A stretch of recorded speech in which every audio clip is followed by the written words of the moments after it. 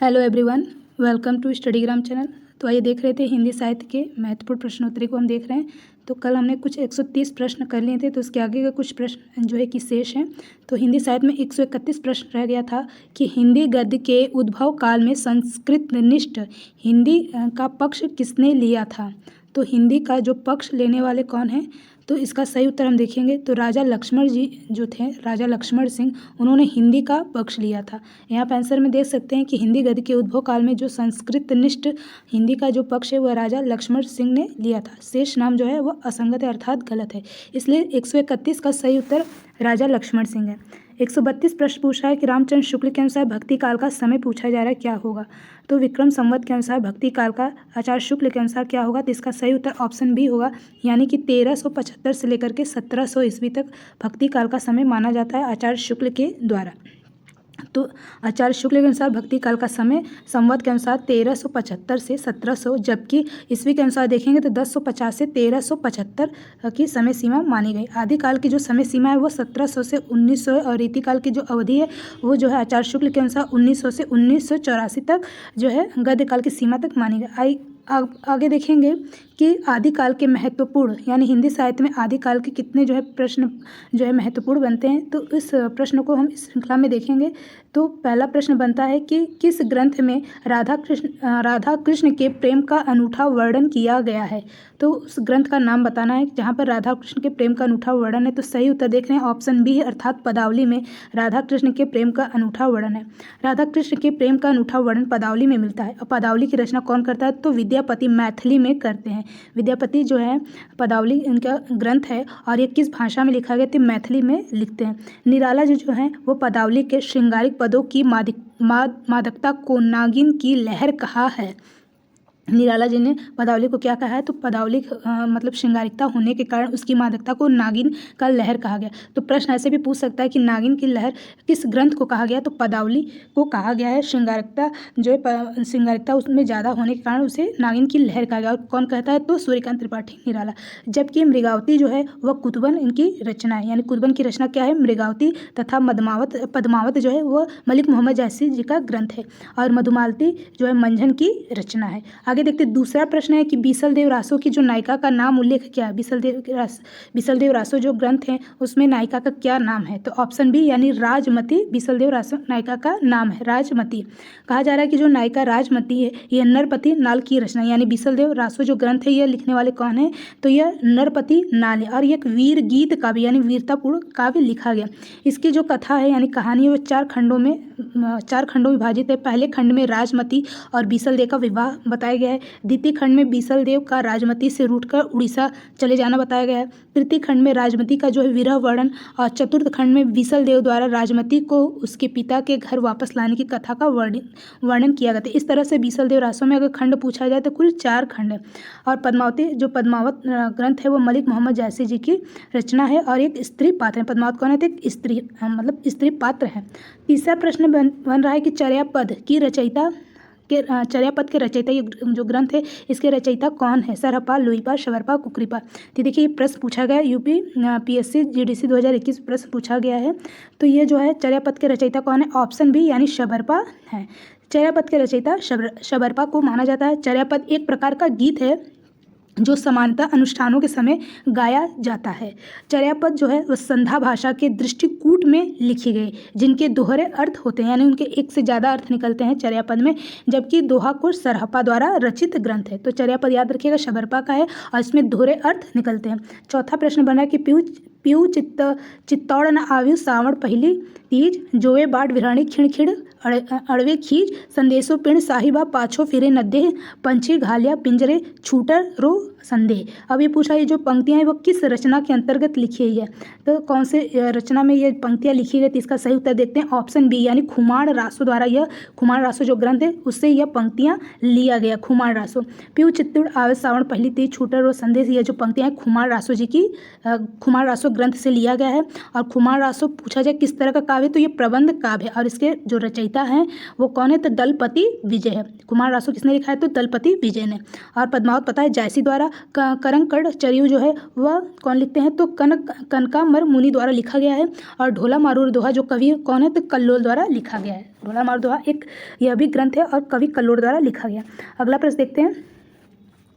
तो ये चौथा प्रश्न था। अगला प्रश्न देख रहे हैं। पांचवा प्रश्न पूछ रहा है। पांचवा प्रश्न है कि जयचंद्र प्रकाश के रचनाकार का नाम बताना है। जयचंद्र प्रकाश रचनाकार कौन है, तो सही उत्तर ऑप्शन बी है, यानी भट्ट केदार जो है जयचंद्र प्रकाश के रचनाकार है। जयचंद्र प्रकाश के रचनाकार भट्ट केदार जी हैं।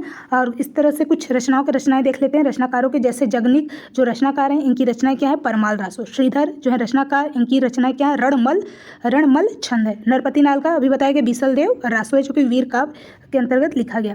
छठवां प्रश्न है कि सिद्ध और योगियों की रचनाओं के संदर्भ में यह कथन किसका है कि उनकी रचनाओं का जीवन की स्वाभाविक सारणियों, अनुभूति, दशाओं से कोई संबंध नहीं है, वे सांप्रदायिक शिक्षा मात्र हैं, अतः शुद्ध साहित्य की कोटि में नहीं आ सकते। ये सिद्ध की वाणियों की भाषा में लिखा गया। ये कौन लिखता है, रामचंद्र शुक्ल, धीरेन्द्र वर्मा, डॉक्टर राम कुमार या फिर डॉक्टर नगेंद्र। तो छठवें का सही उत्तर देखेंगे कौन है लिखने वाले, तो रामचंद्र शुक्ल है। यानी उनकी रचनाओं में जीवन की जो स्वाभाविक सारणियाँ, अनुभूति, दशाओं में कोई संबंध नहीं है, वे सांप्रदायिकता शिक्षा मात्र है, अतः शुद्ध साहित्य कोटि में नहीं आ सकती। सिद्ध और योगी की रचनाओं संदर्भ में यह कथन है आचार्य रामचंद्र शुक्ल जी का। तो ये कथन स्टेटमेंट याद रखिएगा, रामचंद्र शुक्ल जी के द्वारा कहा गया है। और रामचंद्र शुक्ल जी जो हैं अपने हिंदी साहित्य के इतिहास 1929 में यह ग्रंथ लिखते हैं, यानी 1929 में ग्रंथ कहा गया है। सातवां प्रश्न है कि कुमारपाल प्रतिबोध जो है किसकी रचना है। ये देखिए यूजीसी नेट एग्जाम में पूछा गया, यूपीएससी जीटीसी में भी प्रश्न पूछा गया। तो कुमारपाल प्रतिबोध किसकी रचना है, सही उत्तर इसका ऑप्शन ए है, यानी सोम प्रभु सूरी जी की रचना है कुमारपाल प्रतिबोध। कुमारपाल जो प्रतिबोध है वह सोम प्रभु सूरी की रचना है। सोम प्रभु सूरी जो है वो गुजरात के प्रसिद्ध जैन साधु थे। अगर पूछा जाए कि जो सोम प्रभु सूरी जो हैं वो किस तरह के हैं, किस धर्म के, तो ये गुजरात के रहने वाले जैन साधु हैं। इनका आविर्भाव जो माना जाता है 1252 विक्रम संवत माना जाता है। किनका, तो सोम प्रभु सूरी का। तो 1252 इनका आविर्भाव माना जाता है। कुछ रचनाएं और रचनाकार देख लेंगे। कुमारपाल चरित्र के रचनाकार कौन है, तो हेमचंद सूरी। हम्मीर रासो के शारंगधर। प्रबंध चिंतामणि के जो रचनाकार कौन है, तो मेरू तंग है। आठवां प्रश्न बनता है कि संदेश रासक के लेखक का नाम बताना है, कौन है। तो देखिए यूके पीएससी में पूछा गया है, उत्तराखंड पीएससी में। और कौन है संदेश रासक के लेखक, तो इसका सही उत्तर देखेंगे कौन है, संदेश रासक। तो इसका सही उत्तर इधर देखते हैं, आठवें का सही उत्तर कौन है, तो संदेश रासक के लेखक है अब्दुल रहमान है। कौन है, अब्दुल रहमान। बताया जाए कि अब्दुल रहमान जो लिखित संदेश रासक वो पहला धर्मेतर रास ग्रंथ है। तो प्रश्न बनता है कि पहला धर्मेतर रास ग्रंथ कौन सा है, तो संदेश रासक है, अब्दुल रहमान द्वारा लिखा गया। दूसरा पॉइंट बोला जाए कि देशी भाषा में किसी मुसलमान द्वारा लिखित प्रथम काव्य ग्रंथ संदेश रासक है। ये किस भाषा में किस तरह से लिखा गया, तो देसी भाषा में किसी मुसलमान द्वारा ये लिखा गया पहला जो है काव्य ग्रंथ माना गया है संदेश रासक को। संदेश रासक बोला जाए तो किस तरह का काव्य, तो ये खंड काव्य है जिसमें विक्रमपुर की एक वियोगिनी की विरह की कथा का वर्णन किया गया है संदेश रासक में। आगे कहा जाए कि नरपति नाल ने बीसलदेव नामक जो ग्रंथ लिखा है, चंद्रवर्धन ने पृथ्वीराज रासो नामक ग्रंथ लिखा है, परमाल रासो जो एक आलाखंड है, आलाखंड नाम से जाना जाता है, और इसके जो रचनाकार है परमाल रासो वो जगनीक है। नौवां प्रश्न है कि विद्यापति की पदावली मैथिली हिंदी में रचित होने पर भी निम्नलिखित में किससे प्रभावित है। तो किससे प्रभावित है जो विद्यापति की पदावली, तो मैथिली में लिखा गया। और ये निम्नलिखित किससे प्रभावित है, बंगला से, मराठी से, बिहारी से, उड़िया से। तो नौवें का सही उत्तर हम देखेंगे क्या होगा, तो जो इसका उत्तर इधर देखते हैं नौवें का। हाँ, तो इसका सही उत्तर यानी कि किससे प्रभावित है, तो ये बंगला किससे प्रभावित है, तो बंगला भाषा से प्रभावित। विद्यापति की जो पदावली मैथिली में रचित हुई है ये बंगला भाषा से प्रभावित है। तो पूछ सकता है कि किस भाषा से प्रभावित होकर के विद्यापति जो है पदावली की रचना करते हैं, तो बंगला भाषा से प्रभावित होकर के ये रचना करते हैं। विद्यापति जी जो हैं वो शैव संप्रदाय के कवि हैं। किस संप्रदाय के अंतर्गत आते हैं, तो शैव यानी शिव के उपासक माने जाते हैं, इसलिए शैव संप्रदाय के कवि थे। भाषा के दृष्टि विद्यापति कुछ रचित ग्रंथ देख लेते हैं, जैसे इनकी एक रचना है शैव सर्वस्व शास्त्र, संस्कृत भाषा में लिखते हैं। और जो है अवहट यानी कि अवहट में कीर्तिलता नामक जो है ग्रंथ लिखते हैं, मैथिली में पदावली लिखते हैं, और जो संस्कृत में गंगा वाक्यावली जो इनका ग्रंथ है वो संस्कृत भाषा में लिखते हैं। अवहट में कीर्ति पताका यानी कीर्तिलता कीर्ति पताका किस भाषा में लिखते हैं, तो अवहट में लिखते हैं। गोरक्ष विजय जो है वो मैथिली भाषा में लिखते हैं। तो मैथिली में 2 ग्रंथ लिखे गए हैं विद्यापति के द्वारा, पदावली और गोरक्ष विजय। भू परिक्रमा, दान वाक्यावली, विभाग सार, लिखनावली, दुर्गा भक्त तरंगिणी, ये सब जो है संस्कृत भाषा भाषा में जो है ग्रंथ लिखते हैं। शैव सर्वसार है, गंगा वाक्यावली है, भू परिक्रमा है, दान वाक्यावली, विभाग सार, लिखनावली, दुर्गा भक्त, तरंगिणी, ये सभी संस्कृत भाषा में ग्रंथ लिखते हैं। कहा जा रहा है कि बच्चन सिंह जो है विद्यापति को जाति कवि संबोधित करते हैं, यानी बच्चन सिंह जो है जिन्होंने हिंदी साहित्य का दूसरा इतिहास लिखा 1996 में, तो ये जो है विद्यापति को क्या नाम देते हैं, तो जाति कवि कहते हैं विद्यापति को। कौन कहता है? बच्चन सिंह। आगे प्रश्न बनता है कि हजारी प्रसाद द्विवेदी जो है वह विद्यापति को क्या कहकर संबोधित करते हैं, तो श्रृंगार रस के प्रसिद्ध होने के कारण इनको वाक कवि कहा जाता है। कौन कहता है वाक कवि? तो हजारी प्रसाद द्विवेदी कहते हैं विद्यापति को। आगे कहा जा रहा है विद्यापति जो है उनकी जो रचना है कीर्तिलता की जो रचना है वो भृंगी संवाद के रूप में हुई है। तो ये जो कीर्तिलता कीर्ति पताका भी बताया गया किस भाषा में, तो अवहट में लिखा गया है। और ये जो रचना है यानी कीर्तिलता ये जो है भृंगी संवाद के रूप में, भृंगी में संवाद जो वार्तालाप के रूप में लिखते हैं। अगला प्रश्न है कि 10वां प्रश्न कि भला हुआ जो मारिया भेड़ी हमारो कंत लजेव तू वसेव जय भग्या घरु एंतु, ये प्रसिद्ध जो पंक्तियाँ हैं ये बहुत ही महत्वपूर्ण और सबसे प्रसिद्ध पंक्ति है। और ये पूछा है कि इनमें से किस कवि की, यानी कवि ये जो पंक्ति किस कवि ने लिखा है, सारंगधर, सोमप्रभ सूरी, कड़पा या हेमचंद। तो इसका सही उत्तर हम देखेंगे तो ऑप्शन डी है, भला हुआ जो मारिया भेड़ी हमारा कंत। तो इसमें यही कहने का मतलब है कि अच्छा हुआ कि जो कंत है अर्थात जो पति को बोला जाता है कि वह युद्ध में मारा गया, नहीं तो युद्ध छोड़ करके अगर वापस आ जाता तो लोग उसको कैर करते, तो जो उसकी पत्नी रहती वो अपने आप को भाग्यशाली मानती है। तो यहाँ पर ये जो कहने वाले किस कवि की ये पंक्ति है, तो ये है हेमचंद जी का। तो ये रचनाकार हेमचंद यानी इस पंक्ति को लिखने वाले हेमचंद जी को बोला जाए कि गुजरात के सोलंकी राजा सिद्धराज जयसिंह और उनके भतीजे कुमारपाल के दरबार में रहते थे। तो कौन रहता था? तो हेमचंद जी हैं वह बोला जाए कि कुमारपाल के दरबार में, राज दरबार में रहते थे। और सोलंकी राजा सिद्धराज जयसिंह के जो है उनके रिश्तेदार होने के कारण वे कुमारपाल राज दरबार में रहते थे। हेमचंद जी जो है वो प्रसिद्ध जैनाचार्य थे। किसके आचार्य थे? तो जैन धर्म से सिद्ध कवि थे हेमचंद, तो जैन के आचार्य थे। और इन्हें व्याकरण ग्रंथ का नाम, इन्होंने एक व्याकरण ग्रंथ भी लिखा है, नाम है सिद्ध हेमचंद शब्दानुशासन। तो सिद्ध हेम कौन लिखता है? तो सिद्ध शब्दानुशासन हेमचंद जी लिखते हैं। हेमचंद जी का यह व्याकरण जो है सिद्ध हेम नाम से ही प्रसिद्ध है। तो ये छोटी छोटी बातें याद रखिएगा। आगे देखते हैं, 10 प्रश्न हो गया। 11 प्रश्न है कि थोड़ा सा और देख लेते हैं। सिद्ध हेम में जो संस्कृत प्राकृत अभ्रंश तीनों का समावेश किया गया। हेमचंद को प्राकृत का, देखिए बहुत महत्वपूर्ण कथन बना है कि हेमचंद जी को किसका पाणिनि कहा जाता है, तो ये प्राकृत भाषा के पाणिनि माने जाते हैं हेमचंद जी को। कुमारपाल चरित्र, योगशास्त्र, प्राकृत व्याकरण, देशी नाम माला, कोश तथा छंदोग्य अनुशासन हेमचंद की सभी महत्वपूर्ण रचनाएं थी। सभी महत्वपूर्ण रचनाओं का ध्यान रखिएगा। सारंगधर जो है वह सारंग पद्धति लिखते हैं, रचना ग्रंथ लिखते हैं और ये संस्कृत भाषा में लिखते हैं। यह एक पद्य कोश है। सारंगधर जो पद्धति है किस तरह का है, तो ये पद्य कोश के अंतर्गत आता है। सोमप्रभु सूरी जी जो है वो कुमारपाल प्रतिबोध नामक ग्रंथ लिखते हैं, जो कि एक गद्य पद्यमय संस्कृत प्राकृत काव्य के अंतर्गत लिखते हैं। कण्हपा बोला जा रहा है, कण्हपा जो है आदिकाल कवि हैं और 84 सिद्धों में सर्वश्रेष्ठ विद्वान माने जाते हैं और सबसे बड़े कवि। तो प्रश्न पूछ सकता है कि जो आदिकाल में सबसे श्रेष्ठ और सबसे बड़े कवि कौन है, तो कण्हपा है जो 84 सिद्धों के अंतर्गत आते हैं। कण्हपा के गुरु का नाम पूछा जाए क्या है, तो कण्हपा के गुरु का नाम जालंधर पा है। कण्हपा के गुरु कौन है? जालंधर पार है। और ये बिहार के सोमपुरी नामक स्थान पर रहते हैं। कौन? तो जो कण्हपा ये बिहार के सोमपुरी नामक स्थान पर रहते हैं। 11 प्रश्न है कि आदिकाल को चारण काल इनमें से किस साहित्य इतिहास के लेखक ने कहा है, तो आदिकाल को चारण काल किसने कहा है, तो ये कहने वाले कौन है, तो ऑप्शन सी रामकुमार वर्मा। ये हिंदी साहित्य के इतिहास में हमने पढ़ लिया था।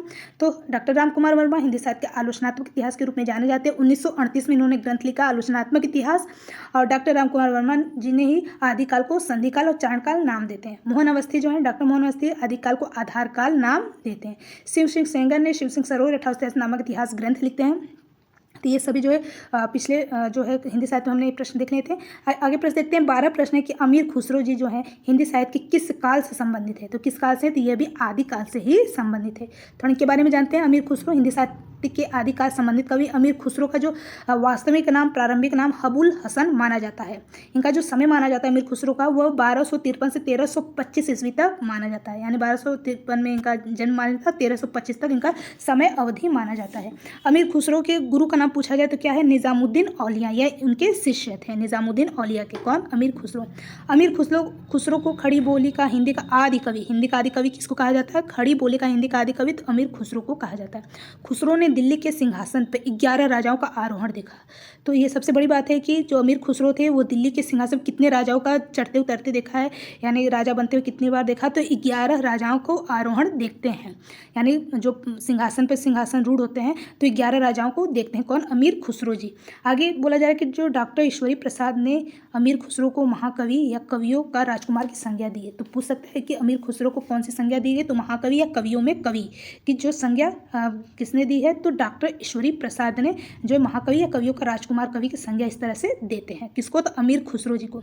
विद्वानों ने कहा कि अमीर खुसरो द्वारा जो रचित ग्रंथ है कुल 100 बताई है, जिनमें से कुछ ग्रंथ याद रखिएगा, जैसे खालिक बारी है, पहेलियाँ हैं, मुकरियाँ हैं, 2 सुखने हैं, गजल इत्यादि इनके कुछ प्रमुख ग्रंथ है। तो 100 कुछ रचित इनकी रचनाएं जो है प्रमाणित मानी गई हैं। खालिक बारी, पहेलियाँ, मुकरियाँ, 2 सुखने, गजल, इन सब से ये प्रसिद्ध हुए।